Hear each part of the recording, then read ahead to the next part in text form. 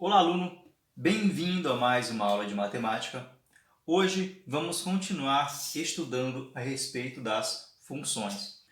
Na aula de hoje vamos estudar dois tópicos bem interessantes, que é definição e notação, e depois a gente vai também ver o valor de uma função. A ideia da definição e notação é extremamente importante da gente compreender, porque é o que a gente vai usar para todas as funções. Na aula passada, a gente viu uma ideia bem inicial de como se estrutura uma função e também a gente reconheceu, através de alguns diagramas, quando é ou não função. Então anote o que a gente vai estudar aqui hoje, para que você possa revisar sempre que precisar, e vamos nessa! Na última aula, a gente aprendeu a reconhecer uma função a partir do diagrama, e aqueles diagramas representavam conjuntos. Então, aqui a gente também vai utilizar aquela ideia de conjunto. Então, vai ser assim. Para toda definição de função, a gente vai ter dois conjuntos. Então, aqui eu vou fazer um conjunto.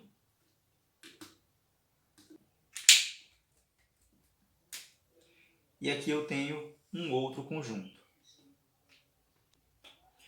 Esse meu primeiro conjunto eu chamo de A e esse segundo conjunto eu chamo de B, certo?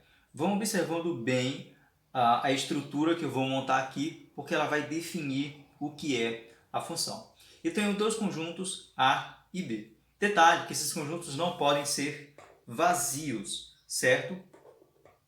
Então eu vou colocar elementos aqui. Eu vou dizer que aqui no conjunto A tem o elemento x, que foi o que a gente viu na última aula também, ok? E aqui no conjunto B tem o elemento y. Lembrando que eu coloquei x, y, mas pode ter mais elementos aqui, mais números, certo? Aqui é apenas para a gente começar a ter a ideia do que vai funcionar.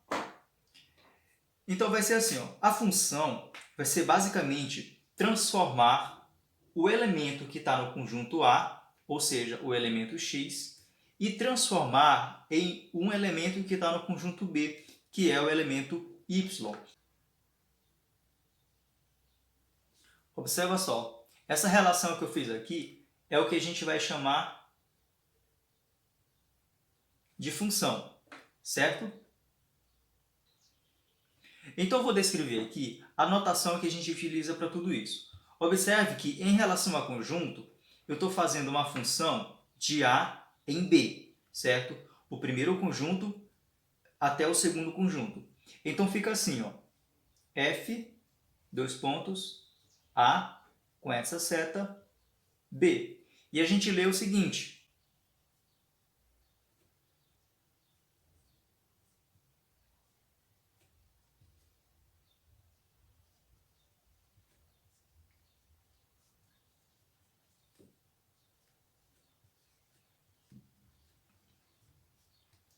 F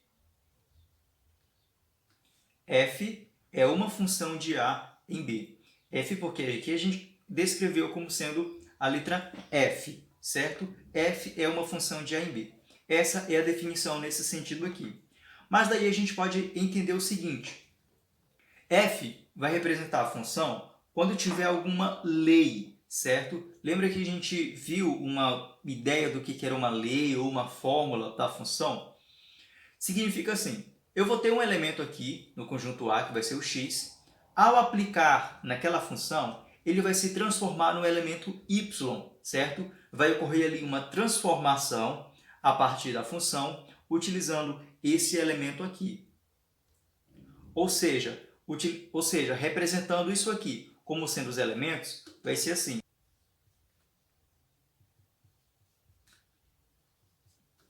Isso aqui representa que, através da função, o elemento x, que está em A, vai se transformar no elemento y, que está em B. E a gente também pode reestruturar isso aqui de outra forma. O que isso significa? Significa que o y é igual àquela função aplicada no x, certo? Estão conseguindo compreender? O y vai ser igual àquela função aplicada no x. Então eu posso representar o seguinte: o y vai ser igual à função de x. A gente lê simplesmente y é igual a f de x. Ou então eu posso fazer o contrário. f de x igual a y, certo? Isso aqui não muda nada. Ou y é igual a f de x, ou f de x é igual a y. Então, é simplesmente isso. A gente vai ter dois conjuntos não vazios. Os elementos que estão no conjunto A vai ser o x, por exemplo, e através de uma função vai se transformar em um elemento y. E lembra que a gente falou que para ser função, o elemento que está aqui vai se relacionar apenas a um elemento que está aqui. Por exemplo, eu não posso ter duas setas saindo do mesmo elemento. Se eu tiver, por exemplo, aqui o elemento k, eu não posso pegar o mesmo aqui do x e vir para cá para o mesmo k, certo? Isso não deve acontecer. Isso não representa uma função. Cada elemento que sai daqui tem que ir apenas para um aqui, ok? E também, só para relembrar, todos os elementos que estão no conjunto A têm que ser utilizados para que seja, de fato, uma função, ok? Agora vamos compreender a ideia do valor de uma função, ok? A gente vai fazer uma análise aqui de uma situação bem parecida com o que a gente viu na última aula. Lembra daquela história que uma garota foi comprar uma caixa de suco no supermercado e o valor que ela iria pagar dependia da quantidade de caixa de sucos que ela iria pegar. Aqui vai ser uma situação semelhante. Observe que em uma papelaria, um caderno vale R$ 6,50, custa R$ 6,50. Aqui eu montei uma tabelinha representando x e y, ok? Observa que x é a quantidade de cadernos que vai ser comprado e y é o valor que vai ser comprado. Então aqui eu estou montando uma relação de cada um desses elementos, certo? Montando isso aqui, transformando em diagrama, vai ficar da seguinte forma. Então, aqui eu coloquei os elementos no conjunto A e coloquei aqui os elementos no conjunto B. Eu coloquei alguns outros elementos a mais também para a gente fazer algumas outras observações. Então perceba que aquilo que a gente viu no começo da aula, a gente está aplicando aqui. Eu tenho dois conjuntos não vazios e eu vou relacionar um elemento de A com um elemento aqui em B. Agora a gente também vai utilizar aquela notação que a gente fez agora há pouco. Lembra daquela formulinha que a gente acabou estruturando? A gente disse que y é igual a f de x, certo? Ou então f de x igual a y. O que chega a ser esse f de x? É a nossa fórmula, a nossa lei. E como que a gente vai interpretar essa lei aqui? Observa aqui, um caderno vai custar R$ 6,50. Dois cadernos iria custar 13, porque é 6,50 vezes 2. Três cadernos vai custar R$ 19,50, porque é 6,50 vezes 3. Ou seja, o valor que eu vou ter aqui no y vai depender do valor que eu representar no x. Então eu posso interpretar isso daqui da seguinte forma. f de x é igual... O valor fixo que eu tenho aqui é o 6,50 e o que vai mudar vai ser o próprio x. Então, vezes x. Isso aqui, então, é a minha lei ou a fórmula dessa função. Certo? É a lei dessa função. Então, a gente vai analisar essa situação aqui a partir dessa lei, certo? É muito importante a gente compreender a formação dessa lei, porque é o que vai definir toda essa função aqui. Se eu errar ou analisar alguma coisa diferente a partir dessa lei, a minha função vai ficar totalmente diferente. Acompanhe, então. Então, se eu estou definindo que a lei é f de x igual a 6,5 vezes x, o valor que eu tiver aqui, ao trocar o x por algum número, vai ser o valor representado em y. Observe, quando f de x valer 1, observe que eu estou começando a pegar elementos daqui. O f de x, o x é elementos do primeiro conjunto, do conjunto A. Vai ser igual a 6,5 vezes quem? O próprio x. Se eu troquei o x ali, eu vou trocar aqui no final também. Então, f de 1 vai ser 6,5 vezes 1, vai dar o próprio 6,5. Esse valor que eu consegui aqui, então, é o valor do y. Lembra que quando eu aplico o f de x eu vou conseguir o valor do y, certo? Voltando para essa história aqui, então esse valor aqui é o y.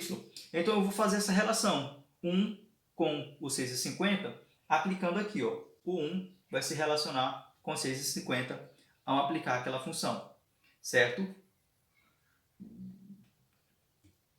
A mesma coisa vai acontecer quando eu colocar o f de 2, certo? Eu vou utilizar essa mesma lei aqui. Então vai ficar 6,5 vezes o 2, ok? Então f de 2 vai ser 6,5 vezes 2, vai dar 13, certo? Então veja que o 2 está relacionado com o 13. E assim por diante. Vamos fazer as outras análises também. Então, para definir f de 3, que é este valor aqui, vai ser o 6,5 vezes 3. E 6,5 vezes 3 vai dar 19,50. Ou 19,5. Então aqui, ó, a gente vai fazer essa relação com 19,50. Para determinar o f de 4, eu só vou apenas substituir o x lá atrás pelo próprio 4. E f de 4 vai ser 6,5 vezes 4, vai dar 26.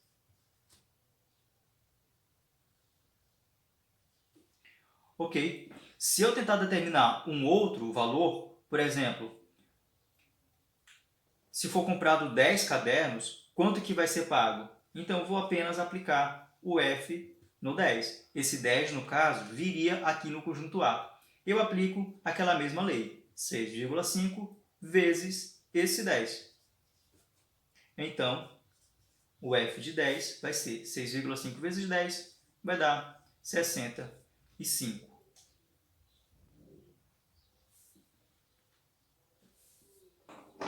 Então, o número que a gente encontra aqui, ao aplicar em algum elemento, é o valor da função, o que vai equivaler, corresponder ao elemento aqui do conjunto B. Observa que aqui, ó, eu tinha colocado o 5, o 19,50, o 12,50 e o 20, mas a gente acabou não utilizando, porque não teve nenhuma correspondência daqui para cá. Mas aqui observa que a gente tem aquelas mesmas estruturas que eu expliquei na última aula.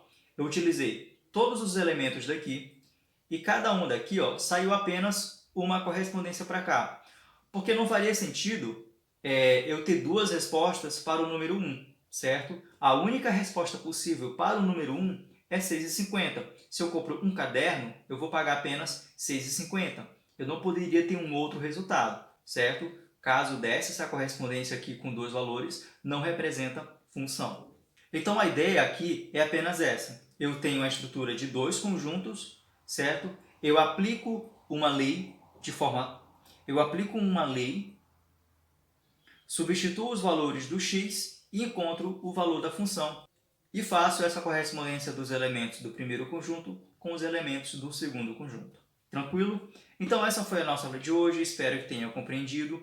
É um conceito bem simples, mas que você precisa entender com todos os detalhes tudo que foi feito aqui. Qualquer dúvida, volte, dá uma olhada novamente, revise. Bons estudos e até a próxima!